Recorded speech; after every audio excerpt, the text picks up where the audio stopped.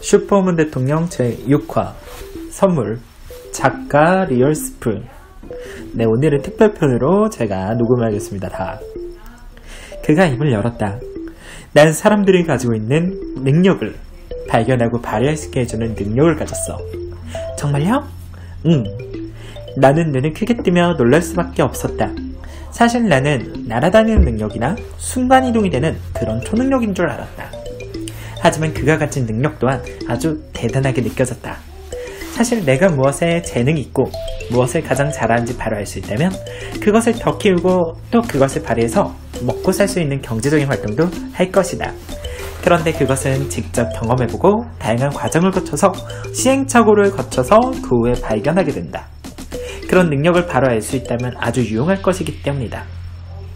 힘들게 재능을 찾기 위해서 이것저것 헛발질을 하지 않아도 되게 말이다. 아마도 우리나라 교육 현실에서는 더욱더 필요한 초능력이라서 교육을 담당하는 교수들에게 이런 능력이 있으면 정말 딱 좋을 것 같다.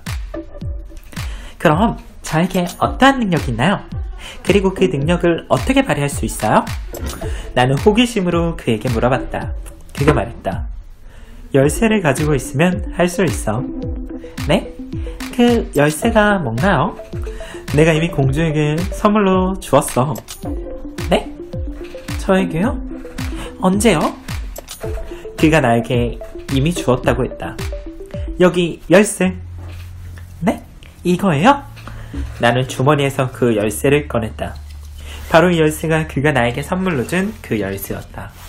그가 나에게 자신의 능력을 발휘할 수 있는 열쇠를 이미 선물로 준 것이다. 그가 외계 은하와 수신할 수 있게 해준 날에 내가 급하다고 화장실에 간 사이 그가 열쇠를 내 가방에 넣고 메모를 남기고 간 것이다. 나는 예민해지고 긴장을 하면서 획방기가 나오는데 이렇게 멋있는 남자, 아니 왕자님 앞에서 그것도 처음 보는 사람인데 방귀를 날릴 수는 없었다. 그래서 화장실로 직행한 것이다. 나는 자신이 그동안 경험했던 성광에 대한 사건을 왕자에게 이야기해 주었다. 그런데 그것들이 바로 자신의 친구들이었다는 것이다. 우주의 시간과 지구의 시간은 달랐다. 나에게 10년 전과 20년 전에 일어났던 일이 그 왕자님에게는 단 하루였다. 10년이 하루라고? 왕자의 행성에서는 지구의 10년을 살아도 단 하루가 지난 것에 불과한 것이다. 지구에서는 10년이면 10년 12개월 30일, 총 3600일이다. 만약에 지구에서 한 달 머물러 있었다고 해도 왕자의 행성에 가면 시간으로는 얼마 안 지난 것이다. 와, 수학 실력 발휘해야 하나? 결국 하루의 시간을 계산해야 한다.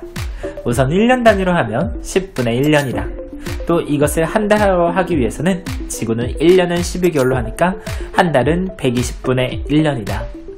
또 여기서 한 달은 30일이므로 하루면 30을 나눠야 하니까 3600분의 1시간이다. 이것을 분단위로 하려면 1시간은 60분이므로 여기에 60을 곱해서 분단위로 하면 하루의 시간을 구할 수 있다. 하루의 시간은 600분의 1이다. 여기에 또 60초를 곱하면 초 단위로 할 수가 있다. 결국 하루의 시간은 10분의 1초이다. 지구에서 하루를 보내는 것은 제2046 행성에서는 0.1초가 지난 것이다. 우와! 이보다 더 쉽게 설명할 수 있다면 좋겠지만 일단 여기까지 하자. 아무튼 형제의 왕자가 지구에 머물러 있었던 한 달은 30일이므로 하루 0.1초에 30을 곱하면 3초에 해당한다. 왕자의 행성 시간으로는 지구에서 한 달이 고작 3초이다. 그렇게 멀리 있는 외계 행성에서 섬광이 지구로 오기까지 3초가 걸린 것이다. 대체 얼마나 빠르다는 것일까? 나는 평소의 생각으로는 우주여행을 할 수 있을까? 생각했는데 그것이 정말 실제로 이뤄지는 것을 눈으로 확인하는 순간이었다. 물론 미래 공상 그리기 대회를 하면 늘 우주선 그리고 가족들을 태워서 지구가 멸망하면 우주선을 태워서 다른 행성으로 가는 꿈을 가지고 그렸던 기억이 난다. 또 무엇보다 더 신기한 것은 어떤 에너지의 이끌림이 있었는지 모르겠지만 이 왕자가 어떻게 내가 있는 곳에 왔을까? 어떤 에너지였을까? 왕자의 친구들은 이미 자기 행성으로 돌아갔는데 조금 늦게 도착했던 그가 어떻게 나를 찾아온 것일까? 내가 보낸 신호를 들었을까? 나의 생각을 들었을까? 내가 생각을 찾고 있다는 것을 알았을까? 그가 말했다. 생각에도 에너지가 있어. 지구 공주의 생각이 나를 끌어당겼어. 정말요? 응. 그가 나의 생각 에너지를 기억하고 다시 찾아왔다. 왕자님이 내가 있는 곳으로 그 에너지를 기억하고 찾은 것이다. 나는 궁금한 것들이 샘솟았다.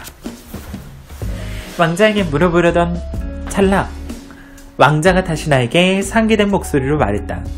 한국은 정말 아름다워. 정말 놀라워. 왕자는 한국이 얼마나 좋은지 정말 황홀한 표정을 하면서 감격스럽게 말했다.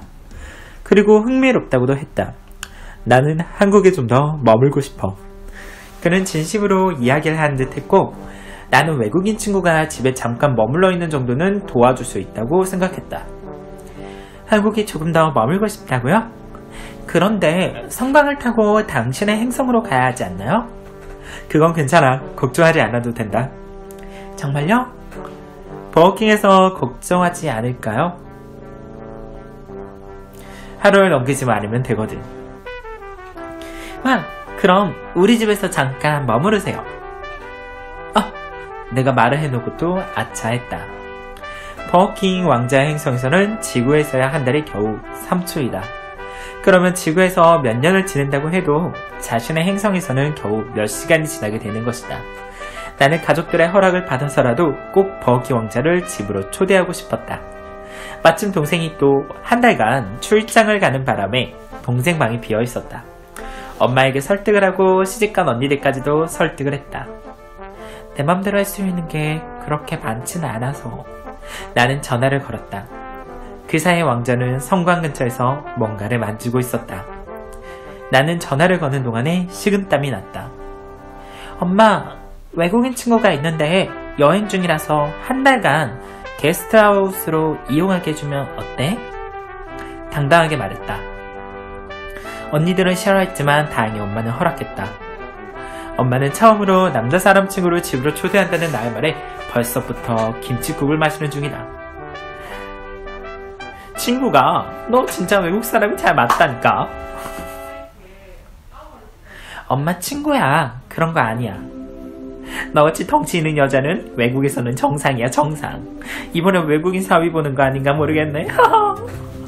엄마 친구라니까. 나는 속으로 생각했다. 외국인이 아니고 외계인이에요. 전화를 끊고 다시 그 왕자를 봤다. 하지만 나도 이런 상황이 정말 신기했다. 볼을 꼬집어도 봤다. 그와 함께 있는 시간은 정말 순삭이었다. 어느새 왕자와 나는 집에 도착했다. 엄마는 신이 나서 마치 사위라도 온 듯 기뻐하며 열심히 저녁 식사를 차려 놓으셨다. 워낙에 엄마는 손이 크신 분이다. 상다리가 부러지도록 진수성찬을 차리셨다.